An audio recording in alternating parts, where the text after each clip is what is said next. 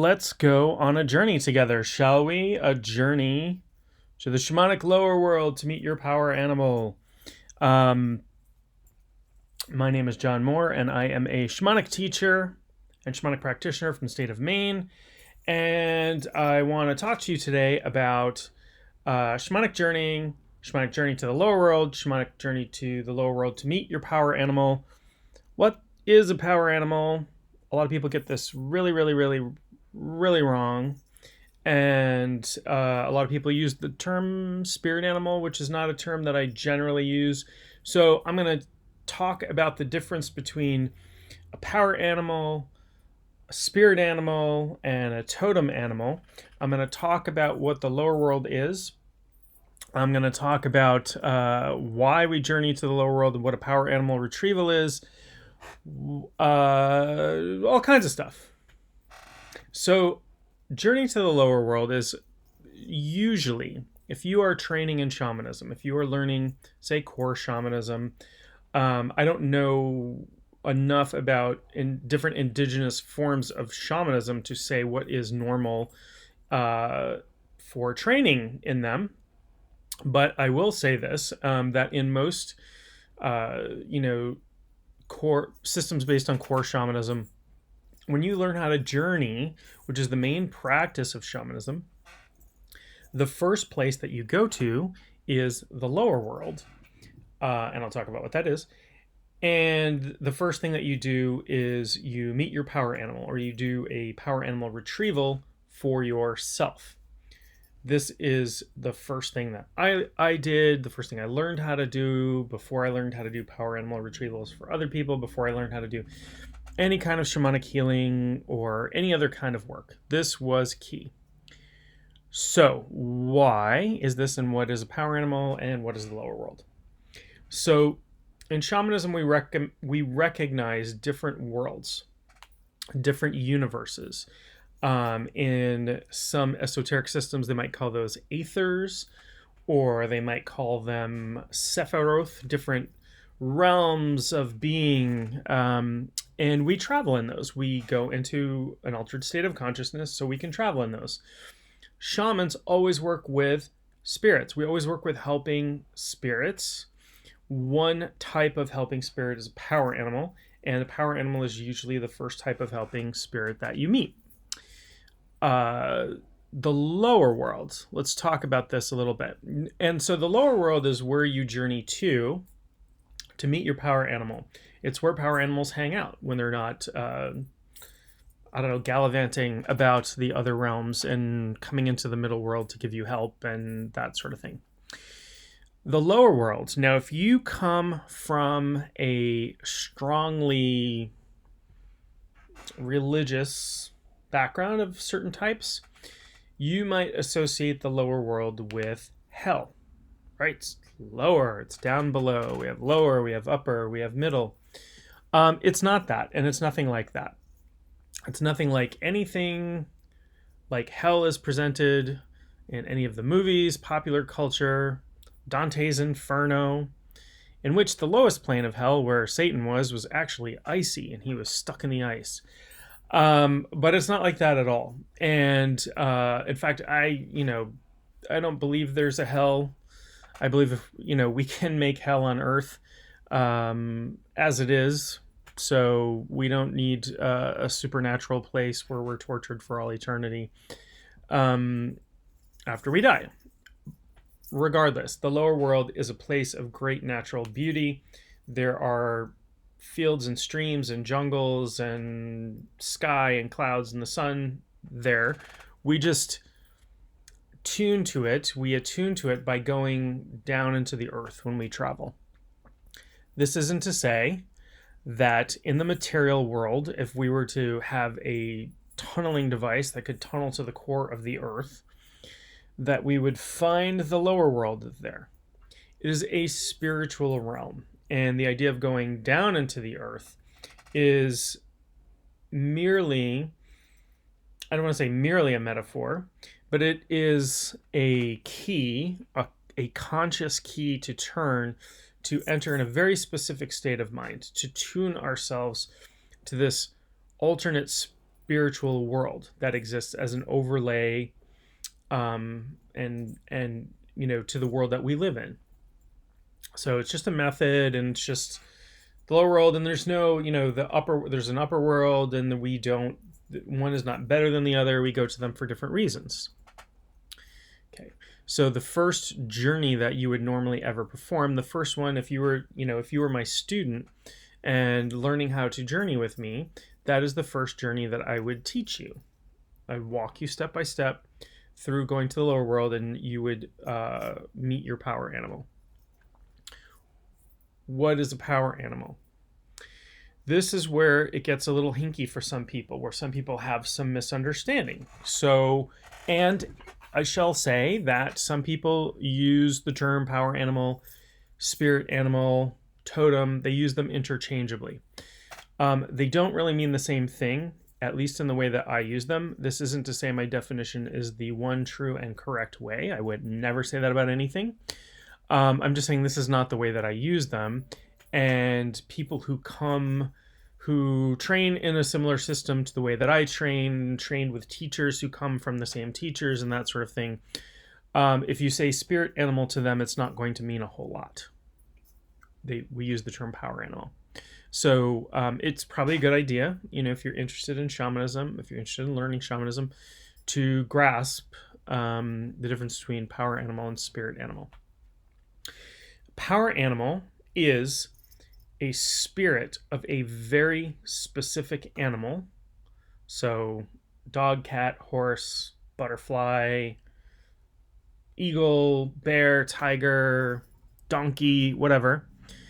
An individual animal that lived on the earth at one time and then died and crossed over and said, you know what, I'm going to take pity on this human spirit that's about to incarnate, and I am going to serve as a spiritual guide and a helper and protector for that person, and I'm going to bring power to them. I'm going to help them evolve spiritually and bestow a certain amount of power upon them.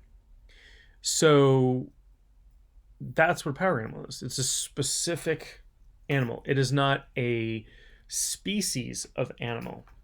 So if I have an eagle as a power animal, I do not, but if I did, it would be one specific eagle, not an entire species of eagle. So if I am married to somebody named Barbara, and I am not married to someone named Barbara, I am married to an individual named Barbara. I am not married to everybody on the planet named Barbara. Okay, so this is where some people think that power animal represents an entire species of animals. And that's not the case. That's not true. This is a very specific animal. When you meet them, if in Journey, you can communicate with them. You can find out where they lived, how they died, why they chose to work with you, etc., etc., etc. Spirit animal. Let's draw the differentiator here. Spirit animal is a term that I don't generally use in my shamanic work. But the way that most people use it, that is different than the way that I use power animal, is to refer to a type or species of animal that somebody strongly identifies with. So you'll hear people, say, I don't know, wolf is my spirit animal because I really love wolves and that sort of thing. Well, they're not identifying, they haven't journeyed, first of all, and been acquainted with a specific animal spirit. And their main power animal, and we all have more than one, but you have one that you would work with. Your main power animal might be a wolf, or it might not. Sometimes it's an animal we have an affinity for, and sometimes it is not an animal we have an affinity for. Sometimes it's an animal that would normally creep us out or that we are afraid of. And part of the reason they are our power animal is to teach us how to overcome fear, or how to overcome appearances, and how to how to get along, and how to recognize the divine spirit in everything. even if it's, I don't know, a worm, a spider, a mosquito. So the other thing is everybody wants really cool power animals, right? Everybody wants a bear and a tiger and a wolf, and predators are really popular, eagle or what have you. There is no hierarchy in power animals. There is no animal that is better than the other. They're spirit beings. They have crossed over. Their bodies don't exist anymore. So it's not about strength or power or sharp teeth or claws, necessarily in that way, in the way that we think of it in the physical realm. All power animals bring, if you could measure it, and you can't, the same. You would just say the same amount of power. If you could measure it, they would be equal. There is no hierarchy. There's no king of the jungle. I'm sorry, Mr. Lion. There's no, I don't know. Do we have a royalty for other types of animals? There's no, a a blue jay is not worse than an eagle. A mosquito is not worse than a blue whale. Whatever you have as your power animal is your power animal. And it's important that you build a relationship with your power animal. And so there are ways to do that, and you would learn about that, and you'd learn how to work with your power animal, how to honor your power animal, that sort of thing.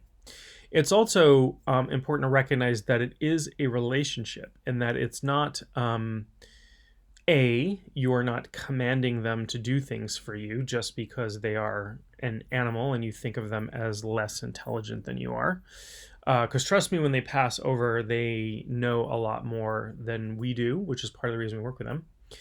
And they're also not superior to us. They're not gods and goddesses, and they also don't have physical bodies. So while we can do things in the physical world, they can't. While they can see things and take a higher view of things from a spiritual perspective, we can. So it's a relationship that we build with this this power animal. Now, there is. Let's talk about totems before I move on. The word totem has a very specific meaning, and it does come from a Native American language. I can't remember which one at this point, but it refers to an animal that is associated with a particular family group or clan. So if you are a part of the bear clan, bear is your totem animal. So that's not something that I use because I don't identify as Native American. I have the tiniest bit of Native American blood in me. I don't have lineage to a particular tribe that exists today. I was not raised in the culture. I do not appropriate culture. So I don't use that word. I do have the other way totems can be used, and I'm not sure if this is kosher in Native American cultures that use that word, or if this is just something borrowed in by anthropologists at some point. But totems can be used as figurines, like a totem pole that represents a spiritual being or houses a spiritual being. This is a very precious item that I have, which is a carved. This is a bear totem. It's actually carved out of a fossil by a Native American artist that I purchased it from. It is an absolutely beautiful piece of work, and it means a lot to me. But it's not something I do ceremony with or that sort of thing because I don't have a cultural connection there. And I'm really, really careful about misappropriating culture or pretending that I come from a culture that I don't, or that sort of thing. So that's kind of the difference between power animal.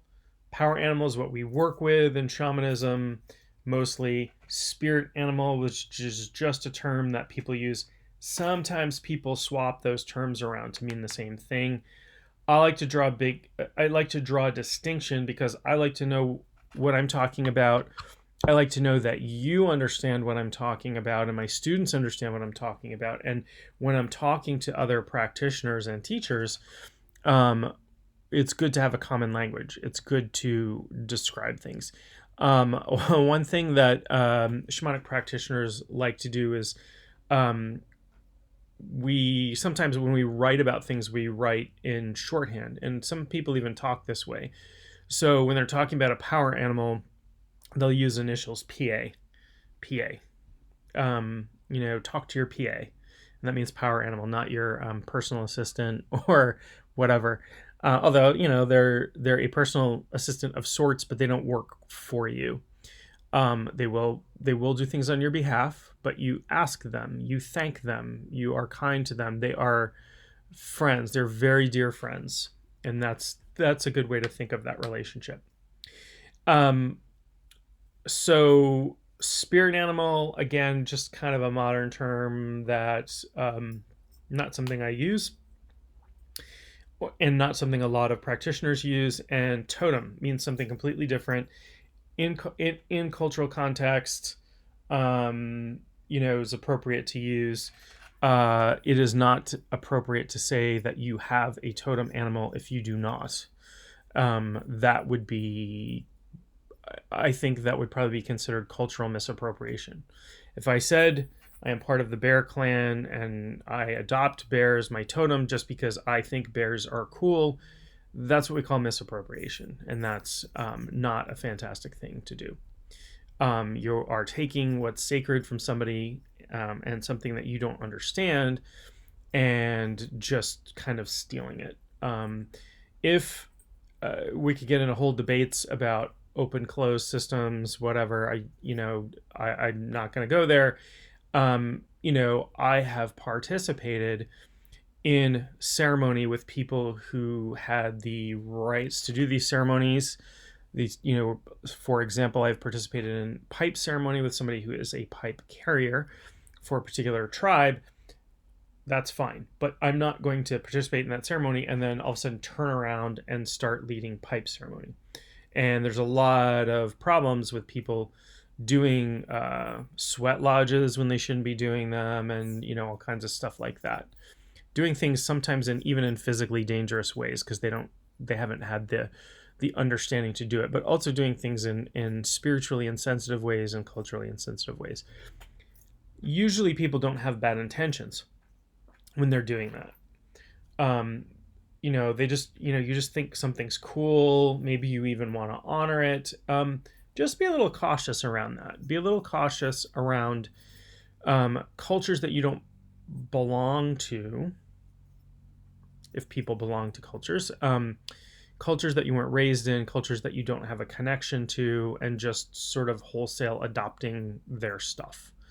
And never, ever, ever pretend like you come from a culture that you don't. That would be really bad. So let me talk, I want to go on a little bit about, power animals and spirits in general and that sort of thing. So another abbreviation that we use is HS. HS stands for helping spirit. Shamans, shamanic practitioners, shamanic teachers, we always work with helping spirits. Lower world helping spirits tend to be power animals. We have helping spirits in the upper world that could be human teachers who passed on and came back, or they could be what people might conceive of as angels or other types of deity, or that sort of thing. That gets very complicated. We have ancestral helping spirits. So our ancestors come back after they've crossed over to help us out sometime. There is a fear in certain areas of the world that comes out of some Western traditions that any work with spirits, you're working with devils and demons. So I have had conversations with people who, I can't do that. That's, we consider that devil worship. Well, there's no devil in shamanism. B, we're not worshiping, we're working with. But let's say for the sake that it is against your religion to work with spirits, that's fine. Whatever. You don't do it. Don't go to a shamanic healer for shamanic healing if you think that is a one-way ticket to hell. That's fine. I'm gonna respect your beliefs, but Um, I will say this. When we look at the history of things, what we see is lots and lots of different faiths and cultures in the world, many of which are pagan or animist, involving shamanic healing and all of these things. The Roman, the Church of Rome, I'm not going to say the Roman Catholic Church. I don't want to necessarily confuse it with the church as it exists today, but the way that the church started out, the way that the Christian church started out early on, within 100 years after the death of Jesus, was that the Emperor Constantine made it the state religion. And then he, made everybody in Rome Christian. And if you weren't, guess what? You got fed to the lions. Your temples were destroyed. You were, burned as street lamps. I'm not kidding about this. They were doing that to Christians before they became Christians. And then when they became Christians, the Christians started doing that to other people. One of the things that happened when they sent these armies into areas that were formerly pagan, so like Greece, like Britain, like, wherever, was that they turned the spirits that these people were working with, whether they were deities or other types of beings, they turned them into the devil, or they turned them into demons. One good example that I like to point out about with this is if you look at the Greek god Pan, right, who is a faun, and he has the legs and hooves of a goat, the upper torso and face of a man. I mean, you know what this guy looks like, right? And horns. Well, how close is that to the image of the devil, right? How close is that to the image of the devil that we have? Horns, cloven hooves, fuzzy legs, bare-chested. That is the image of the devil. So we took this and made it into devil. The word demon, right? So we think of, if you come from a Christian background, you think of demons as these angels that rebelled against God, were cast down, they run hell, they're evil, all they're out there to do is to tempt man into sin and yada, yada, yada. Well, the word demon comes from the Greek, and it just means spirit. And in Greece, there were good spirits, there were bad spirits, there were guardian spirits. They were all, daemon was the word, but we, in English it's demon. We demonized them, meaning we turned them into evil. But they weren't. They weren't considered that by the people at that time. For thousands of years, they weren't considered that. We had the Eleusinian mysteries, the temple at Eleusis, and for over 1,000 years, tens, probably hundreds of thousands of Greeks went there to commune directly with the gods. And the Church of Rome said, no, men cannot receive direct revelation because you haven't been, you don't have this apostolic dissension from the apostles, directly from the apostles of Jesus. So you are unclean and impure, and the only way you can talk to God is through these mouthpieces. You can pray, but you cannot interpret the word of God. And for a lot of history, you could be put to death for even owning a Bible if you were not a member of the clergy, let alone reading it. And it was written in Latin for a really, really long time until when was the Gutenbergs? I don't know, the 15th century. It was written in Latin, and it was against the law to translate it into any other language because only the priests were educated and knew Latin. So we removed, and I'm not here just to bash Christianity. I'm not trying to bash Christianity at all. If you are Christian, you are welcome to your faith, and I respect that and all of those things. I'm just saying, historically, this is what happened, and a lot of those ideas have been perpetuated to today. Right? We still have movies about evil witches. When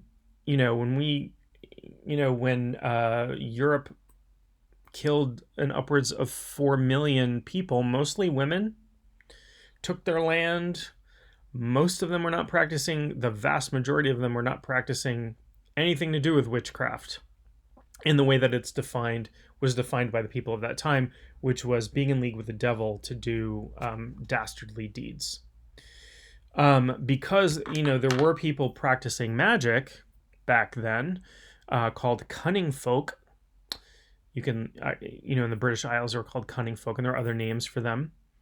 In Scandinavia as well. And they, they were the breakers of curses from the witches and that sort of thing. And then if you learn about the witch trials in America, the American colonies, it was pretty horrific what they did. And a lot of that was about stealing people's land or seeking revenge on people or going after people politically because they were Catholic and not Puritan or, what have you. Horrible things. None of those people were witches. So the reason I point this out is that a lot of the hubbub around, oh, if you're doing this, this is devil worship, it's against my beliefs or whatever, or the fear having to do with, helping spirits and that sort of thing is misgiven. It's misunderstanding. It's born out of not just ignorance, which it can be born out of, and ignorance isn't an insult. I'm ignorant of things I don't know. It just means you don't know, and that's fine. But sometimes that ignorance was encouraged, by the patriarchal powers that be. So I realize this has I've gone way off the track. I was just talking about power animals, but power animals, lower world, it's all good. It's all good. The lower world, there are no evil or spirits of wrongdoing there. It is all beneficent spirits, and it's a place of beauty. And I have fantastic relationships with my helping spirits, and they are extremely fulfilling. Anyway, I realize I went off on kind of a diatribe about this, but it's important to understand that when people get a little hinky about power animals, helping spirits in general, that most of the time it's misinformation, ignorance, a misreading of things, or political stuff from 2,000 years ago that makes no sense today whatsoever. And again, I'm not bashing Christianity as a belief system, Christianity as a faith, Christianity, if you practice Christianity, that's great. I'm just saying the history of the church, the real, undisputed, genuine history of the church is a lot of it's not very pretty. Have they changed their ways? Absolutely. We don't still burn people at the stake or hang people for witchcraft or steal their land or, whatever. Right? We dissociated religion and politics, and that, my friends, is an enlightened idea that was the very first, is part of the First Amendment of the United States, and an extremely, extremely important idea, because when those things mix, it's bad news. Just historically, you can look at it and say, those were some terrible times. Anyway, I hope this has been helpful. Please subscribe to my channel. Check out my website. I have tons and tons of resources. I actually have a free app. If you practice shamanism, make sure you follow my channel. I've got some pretty incredible stuff to announce coming up in just a couple of weeks. So I will talk to you soon. Have an enjoyable rest of your day.